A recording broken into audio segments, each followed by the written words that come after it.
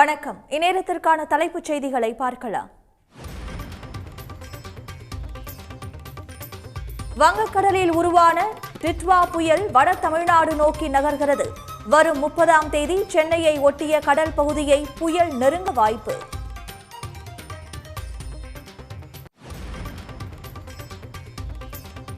டிட்வா புயலால் ராமேஸ்வரத்தில் கடல் கொந்தளிப்பு. கடும் சீற்றம் காரணமாக கரையோர வீடுகளுக்குள் கடல் நீர் புகுந்தது.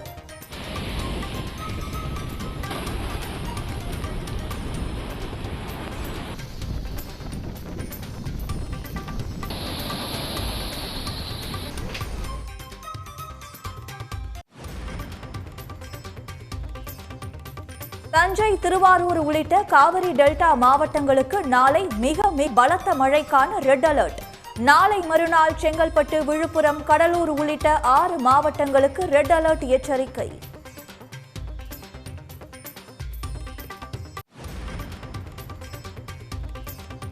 டிட்வா புயலால் சென்னையில் வரும் சனி மற்றும் ஞாயிற்றுக்கிழமைகளில் மிக கனமழை. 20 சென்டிமீட்டர் வரை மழை பெய்யும் என ஆரஞ்ச் அலர்ட் எச்சரிக்கை.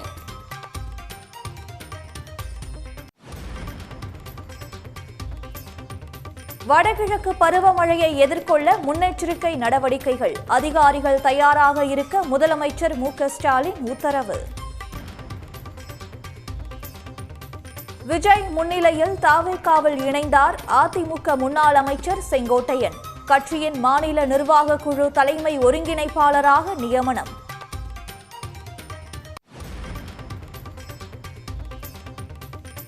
செங்கோட்டையன் தாவேகாவில் இணைந்தது குறித்து கருத்து கூற அவசியம் இல்லை.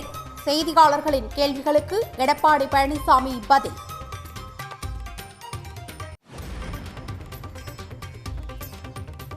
தாவேகாவில் செங்கோட்டையன் இணைந்ததால் அதிமுக பாஜக கூட்டணிக்கு பாதிப்பு இல்லை.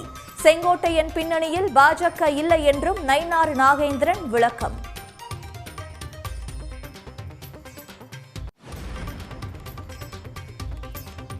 உதயநிதி பிறந்தநாளையொட்டி கிரீன்வேஸ் சாலை இல்லத்தில் குவிந்து வாழ்த்து தெரிவித்த திமுக தொண்டர்கள்.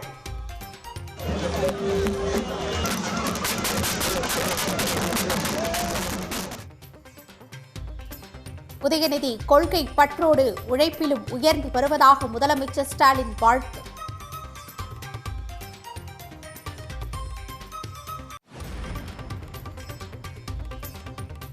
உதயநிதி ஸ்டாலின் முதலமைச்சர் ஆவார் என மக்கள் நீதி மய்ய தலைவர் கமலஹாசன் பேச்சு. இருட்டை பார்த்து பயப்பட வேண்டாம், விடியல் வரும் எனவும் உறுதி.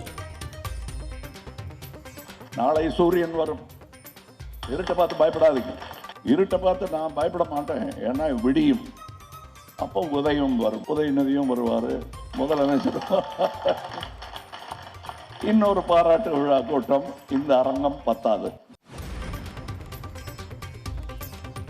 எடப்பாடி அருகே அதிமுக பிரமுகர்கள் 2 பேர் சினிமா பாணியில் சுற்றி வளைத்து கைது.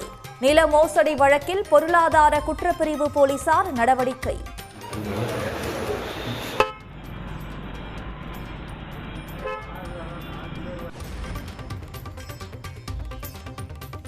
நடிகர் சிவகுமார், ஓவியர் குருசாமி சந்திரசேகரனுக்கு கௌரவ டாக்டர் பட்டம் தமிழ்நாடு இசை மற்றும் கவின்கலை பல்கலைக்கழகம் வழங்குகிறது.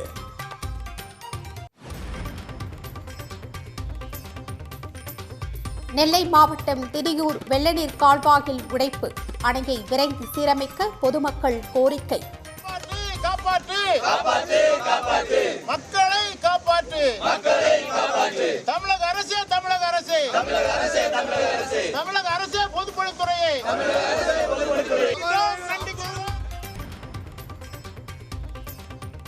கோவாவில் இந்தியாவின் மிக உயரமான ராமர் சிலை 77 அடி உயர் வெண்கல சிலையை நாளை பிரதமர் மோடி திறந்து வைக்கிறார். உடனுக்குடன் செய்திகளை தெரிந்து கொள்ள சன் நியூஸ் பெல் ஐகானை கிளிக் பண்ணுங்க.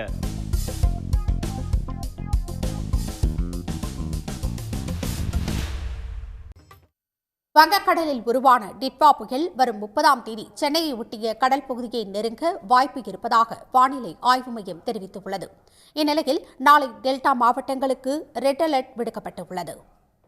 தமிழ்நாட்டில் வடகிழக்கு பருவமழை தீவிரமடைந்துள்ள நிலையில் பல்வேறு பகுதிகளில் கனமழை கொட்டி வருகிறது. இந்நிலையில் இலங்கை அருகே தென்மேற்கு வங்கக்கடலில் நிலவிய ஆழ்ந்த காற்றழுத்த தாழ்வு மண்டலம் வலுப்பெற்று புயலாக உருமாறியது. டிட்வா என்று பெயரிடப்பட்டுள்ள இப்புயல் வட தமிழ்நாட்டின் கடலோர பகுதிகளை நோக்கி நகரக்கூடும் என்று வானிலை ஆய்வு மையம் தெரிவித்துள்ளது. இந்நிலையில் நாளை திருவாரூர், தஞ்சாவூர், நாகை, புதுக்கோட்டை ஆகிய 4 மாவட்டங்களுக்கு ரெட் அலர்ட் விடுக்கப்பட்டுள்ளது. நாளை மறுநாள் செங்கல்பட்டு, விழுப்புரம், கடலூர், மயிலாடுதுறை, திருவாரூர், தஞ்சை, நாகை ஆகிய 7 மாவட்டங்களுக்கு ரெட் அலர்ட் விடுக்கப்பட்டுள்ளது. டிட்வா புயல் வரும் 30ஆம் தேதி சென்னையை ஒட்டிய கடல் பகுதியை நெருங்க வாய்ப்பிருப்பதாக சென்னை வானிலை மைய இயக்குனர் அமுதா தெரிவித்துள்ளார். ஆரஞ்சு அலர்ட் 10 மாவட்டங்கள்: சென்னை, திருவள்ளூர், காஞ்சிபுரம், ராணிப்பேட்டை, வேலூர், திருவண்ணாமலை, கள்ளக்குறிச்சி, பெரம்பலூர், அரியலூர் மற்றும் தஞ்சாவூர். 30ஆம் தேதி நவம்பர் 5 மாவட்டங்களுக்கு ஆரஞ்சு அலர்ட் விடுக்கப்பட்டுள்ளது. சென்னை, திருவள்ளூர், காஞ்சிபுரம், ராணிப்பேட்டை, செங்கல்பட்டு. ஏனைய மாவட்டங்களிலும் மழை பெய்யும் வாய்ப்பு உண்டு. டிட்வா புயல் எதிரொலி காரணமாக காரைக்கால், நாகை, பாம்பன், தூத்துக்குடி துறைமுகங்களில் 4ஆம் எண் புயல் எச்சரிக்கை கூண்டு, சென்னை, கடலூர், காட்டுப்பள்ளி, எண்ணூர், புதுச்சேரி துறைமுகங்களில் 2ஆம் எண் புயல் எச்சரிக்கை கூண்டு ஏற்றப்பட்டுள்ளது. இதனிடையே மயிலாடுதுறை மாவட்ட மீனவர்கள் மறு அறிவிப்பு வரும் வரை கடலுக்கு மீன்பிடிக்க செல்ல தடை விதிக்கப்பட்டுள்ளது. உடனுக்குடன் செய்திகளை தெரிந்து கொள்ள சன் நியூஸ் பெல் ஐகானை கிளிக் பண்ணுங்க.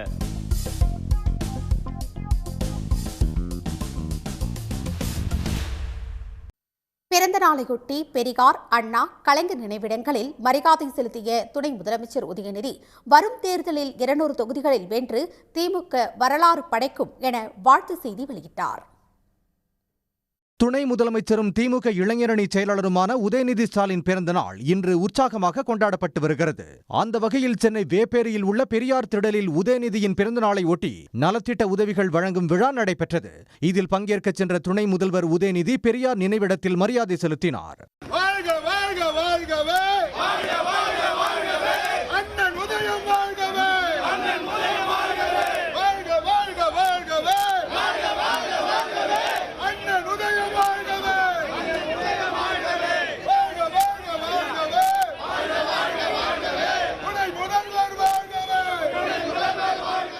தொடர்ந்து உதயநிதிக்கு கட்சி நிர்வாகிகள் உட்பட பல்வேறு தரப்பினரும் புத்தகங்கள் வழங்கி வாழ்த்து தெரிவித்தனர்.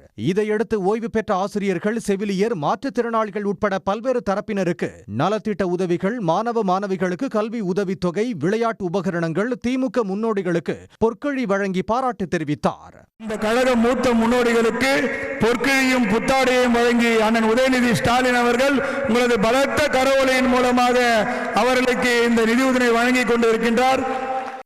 இளைய சமுதாயம் என்றைக்கும் கல்வியிலே பொருளாதாரத்தின் காரணமாக பின்னோக்கி செல்லக்கூடாது என்ற அந்த வகையிலே கல்வி உதவித்தொகையினை அண்ணன் உதயநிதி ஸ்டாலின் அவர்கள் இப்போது வழங்கிக் கொண்டிருக்கின்றார்கள். பின்னர் நிகழ்ச்சியில் உரையாற்றிய துணை முதலமைச்சர் உதயநிதி வாழ்த்திய அனைவருக்கும் நன்றி தெரிவித்தார்.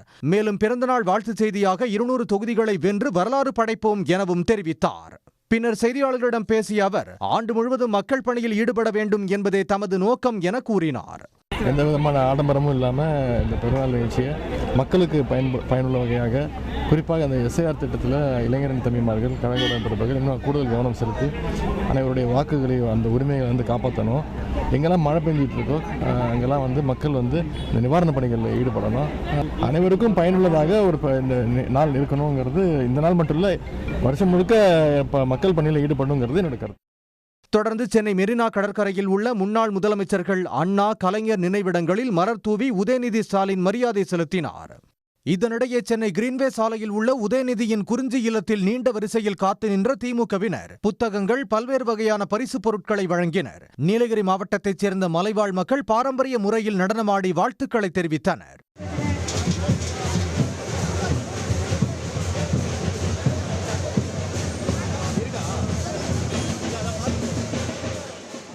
முன்னதாக முதலமைச்சர் மு.க. ஸ்டாலினை நேரில் சந்தித்து உதயநிதி வாழ்த்து பெற்றார். அவருக்கு வாழ்த்து தெரிவித்து பதிவிட்டுள்ள முதலமைச்சர் ஸ்டாலின் கொள்கை பற்றோடு உழைப்பிலும் உயர்ந்து வருவதாகவும், அவரது பணிகளை மக்களும் கட்சியினரும் பாராட்டிச் சொல்வதை கேட்கும்போது தந்தையாக மட்டுமல்ல தலைவனாக மகிழ்ச்சி அடைவதாகவும் கூறியுள்ளார். துணை முதல்வர் உதயநிதி பிறந்த நாளை ஒட்டி தமிழ்நாடு முழுவதும் திமுகவினர் பல்வேறு நலத்திட்ட உதவிகளை வழங்கி உற்சாகமாக கொண்டாடி வருகின்றனர். துணை முதலமைச்சரும் திமுக இளைஞரணி செயலாளருமான உதயநிதி ஸ்டாலின் பிறந்த நாளை தமிழ்நாடு முழுவதும் இனிப்பு வழங்கியும் எளிய மக்களுக்கு நலத்திட்ட உதவிகள் வழங்கியும் திமுகவினர் உற்சாகமாக கொண்டாடினர். உயர்நீதிமன்ற மதுரை கிளையில் திமுக வழக்கறிஞர் அணியினர் துணை முதலமைச்சர் உதயநிதியின் பிறந்த நாளை கொண்டாடினர். அப்போது நீதிமன்றத்தில் பணிபுரியும் சுகாதார பணியாளர்கள் உள்ளிட்டோருக்கு இனிப்பு வழங்கி மகிழ்ச்சியை வெளிப்படுத்தினர். சென்னை மதுரவாயில் அருகே 1049 மகளிருக்கு நலத்திட்ட உதவிகள் வழங்கப்பட்டன. அதைத் தொடர்ந்து சுமார் 2000 பேருக்கு திமுக சார்பில் அன்னதானம் வழங்கினர்.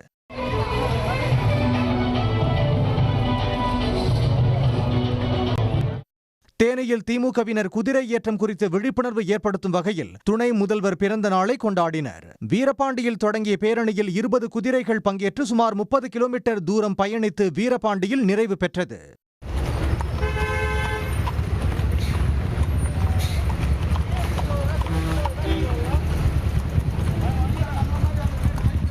துணை முதலமைச்சர் உதயநிதி பிறந்த நாளையொட்டி திருச்செந்தூர் அரசு மருத்துவமனையில் பிறந்த 16 குழந்தைகளுக்கும் திருத்துறைப்பூண்டி அரசு மருத்துவமனையில் பிறந்த 17 குழந்தைகளுக்கும் அந்தந்த பகுதி திமுக நிர்வாகிகள் தங்க மோதிரங்கள் அணிவித்து வாழ்த்தினர்.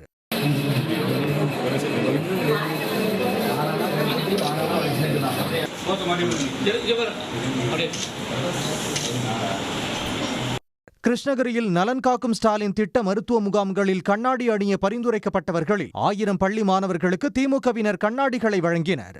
இதேபோல் நத்தம் பகுதியில் சுகாதார பணியாளர்களுக்கு அரிசி பை வழங்கி உதவினர். நாமக்கல் மாவட்டம் திருச்செங்கோடு அரசு மருத்துவமனையில் உள்ள நோயாளிகளுக்கு ரொட்டி, பால் உள்ளிட்ட உணவுப் பொருட்களை வழங்கி திமுகவினர் உதவினர்.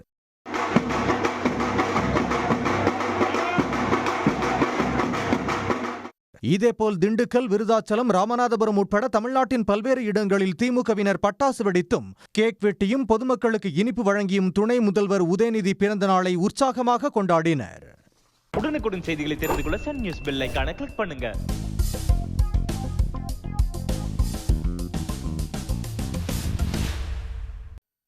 துணை முதலமைச்சர் உதயநிதி ஸ்டாலின் தலைமையில் செஸ் ஒலிம்பியாட் முதல் ஃபார்முலா 4 கார் பந்தயம் வரையில் பல்வேறு சர்வதேச போட்டிகளை நடத்தி விளையாட்டுத் துறையில் தமிழ்நாடு உலக அளவில் உயர்ந்து நிற்கிறது.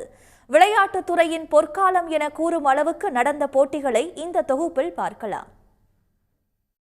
2021 சட்டமன்ற தேர்தலில் போட்டியிட்டு வெற்றி பெற்ற உதயநிதி ஸ்டாலின் 2022ஆம் ஆண்டு டிசம்பர் 14ஆம் தேதி தமிழ்நாடு அரசின் இளைஞர் நலன் மற்றும் விளையாட்டுத்துறை அமைச்சராக பதவியேற்றுக் கொண்டார். விளையாட்டுத்துறையில் உதயநிதி ஸ்டாலின் மேற்கொண்ட பல்வேறு பணிகளால் சர்வதேச அளவிலான முக்கிய போட்டிகள் தமிழ்நாட்டில் நடத்தப்பட்டு அவை அனைத்தும் முத்திரை பதிப்பவையாக உள்ளன. உலக நாடுகள் வியக்கும் வகையில் மாமல்லபுரத்தில் 186 நாடுகளைச் சேர்ந்த வீரர்கள் பங்கேற்ற 44வது செஸ் ஒலிம்பியாட் போட்டி திராவிட மாடல் அரசினால் நடத்தப்பட்டது. துணை முதலமைச்சர் உதயநிதி மிகுந்த கவனம் செலுத்தி இந்தியாவிலேயே முதன்முதலாக இரவு நேர ஃபார்முலா 4 கார் பந்தய போட்டியை 2024 ஆகஸ்டில் சென்னை மாநகரில் நடத்தினார். இந்த கார் ரேஸ் உலக அளவில் இந்தியாவுக்கும் தமிழ்நாட்டிற்கும் பெருமைகளை ஈட்டித் தந்தது என்றே கூறலாம். முதலமைச்சர் கோப்பை விளையாட்டுப் போட்டிகள் நடத்தப்பட்டு தமிழ்நாட்டின் அனைத்து பகுதிகளில் இருந்தும் வீரர்களும் அடையாளம் காணப்பட்டனர். துணை முதல்வர் உதயநிதி ஸ்டாலின் விளையாட்டுத்துறைக்கு அளிக்கும் ஊக்கம் காரணமாக இந்த போட்டிகளில் பங்கு பெறும் வீரர்கள், வீராங்கனைகள் எண்ணிக்கை 15 லட்சத்தையும் தாண்டி அவர்களின் திறமையும் கண்டறியப்பட்டு வருகிறது. மற்ற ஸ்டேட்டை கம்பேர் பண்ணும்போது நம்ம ஸ்டேட்டை பத்தி நான் எல்லா மீட்டிங்லயுமே நான் வெளியில போகும்போதெல்லாம் சொல்லுவாங்க, தமிழ்நாடு ரொம்ப நல்லா சப்போர்ட் பண்றாங்க ஸ்போர்ட்ஸுக்கு. ஸோ நம்ம உதயநிதி சார் வந்ததுக்கு அப்புறம் ஸ்போர்ட்ஸோட க்ரோவே ரொம்ப பெருசா இருக்கு அப்படின்ட்டு ரொம்ப ரொம்ப ஹாப்பியா இருக்கு. மற்ற ஸ்டேட்ல இருந்து சொல்லும்போது அதுக்கு காரணம் நம்ம துணை முதலமைச்சர் தான். ஏன்னா எல்லாத்துக்குமே ஃபண்டிங்கு, அந்த இடத்துல போய் நேர்ல பாக்குறது கிரவுண்ட. ஸோ அதனால எல்லா அத்லீட்ஸுமே ரொம்ப இன்ஸ்பயர் ஆகுறாங்க. இப்போ ரொம்ப கம்ஃபர்டபுளா இருக்காங்க. ஸ்போர்ட்ஸ் வந்தா கண்டிப்பா லைஃப் செட்டில் ஆகும் இல்லான்ட்டு. ஸோ எனக்கு 3% ஜாப் கொடுத்ததும் சார் தான். எனக்கு ரொம்ப ரொம்ப ஹாப்பியா இருக்கு. And thank you so much sir. And once again happy very birthday sir. 2023ஆம் ஆண்டில் 7வது ஆசிய ஆடவர் ஹாக்கி சாம்பியன்ஷிப் ஏறத்தாழ 16 ஆண்டுகளுக்கு பின்னர் சென்னையில் வெற்றிகரமாக நடத்தப்பட்டது. பல்வகை விளையாட்டுகளையும் தமிழ்நாட்டில் வளர்த்திடும் சீரிய சிந்தனையில் சர்வதேச ஸ்குவாஷ் போட்டி கடந்த 2023ஆம் ஆண்டு சென்னையில் சிறப்பாக நடத்தப்பட்டது. துணை முதலமைச்சர் உதயநிதி மேற்கொண்ட முயற்சியின் பயனாக கடந்த ஆண்டு ஜனவரியில் 6வது முதலாவது கேலோ இந்தியா இளைஞர் விளையாட்டுப் போட்டிகள் சென்னை, மதுரை, திருச்சி, கோவை மாவட்டங்களில் சிறப்புடன் நடத்தப்பட்டன. 36 மாநிலங்களில் இருந்து 5630 வீரர்கள் பங்கேற்று திறமைகளை வெளிப்படுத்தினர். மேலும் தமிழ்நாட்டில் முதன்முறையாக சர்வதேச அலைச்சறுக்கு போட்டி, சர்வதேச மகளிர் ஓபன் டென்னிஸ் தொடர், மாமல்லபுரத்தில் சர்வதேச பீச் வாலிபால் போட்டி, அண்ணா மாரத்தான் போட்டி, HCL சைக்ளத்தான், அண்ணா மிதிவண்டி போட்டி உள்ளிட்ட வேறு பல போட்டிகளும் மாநில அளவிலும் மாவட்ட அளவிலும் வெற்றிகரமாக நடத்தப்பட்டுள்ளன.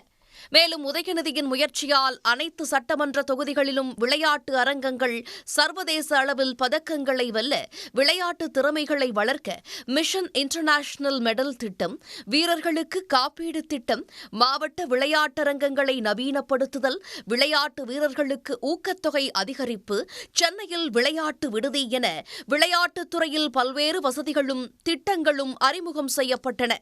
அந்த வகையில் திறமையான வீரர்களை கண்டறிந்து அவர்களுக்கான விளையாட்டு கட்டமைப்பை மேம்படுத்தி அறிவியல் பூர்வமாக தயார் செய்தல் என்று அடுத்தடுத்த இலக்கை நோக்கி தமிழ்நாடு விளையாட்டுத்துறை முன்னேறி வருகிறது. திமுக ஆட்சி தமிழ்நாட்டு விளையாட்டுத் துறையின் பொற்காலம் என்று சொல்லும் அளவுக்கு உதயநிதியின் செயல்பாடுகள் அமைந்துள்ளன.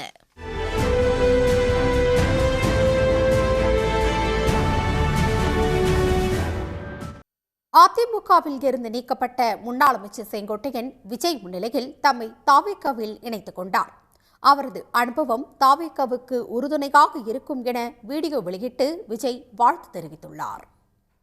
அதிமுகவை ஒருங்கிணைக்க வலியுறுத்தி வந்த செங்கோட்டையனை அதிமுகவில் இருந்து நீக்கி எடப்பாடி பழனிசாமி நடவடிக்கை எடுத்தார். இதனால் கடும் அதிருப்தியில் இருந்த செங்கோட்டையன் தமது எம்எல்ஏ பதவியை ராஜினாமா செய்துவிட்டு விஜயை அவரது இல்லத்தில் சந்தித்து 2 மணி நேரமாக பேச்சுவார்த்தை நடத்தியதால் பரபரப்பு நிலவியது. இந்நிலையில் பனையூரில் உள்ள அலுவலகத்தில் மாற்றுக் கட்சியினர் தாவேகாவில் இணையும் விழா நடைபெற்றது. இதில் விஜய் முன்னிலையில் செங்கோட்டையன் தமது ஆதரவாளர்களுடன் தன்னை தாவேகாவில் இணைத்துக் கொண்டார். அப்போது செங்கோட்டையனுக்கு பூங்கொத்து கொடுத்தும் சால்வை மற்றும் கட்சியின் துண்டை அணிவித்து விஜய் வரவேற்றார்.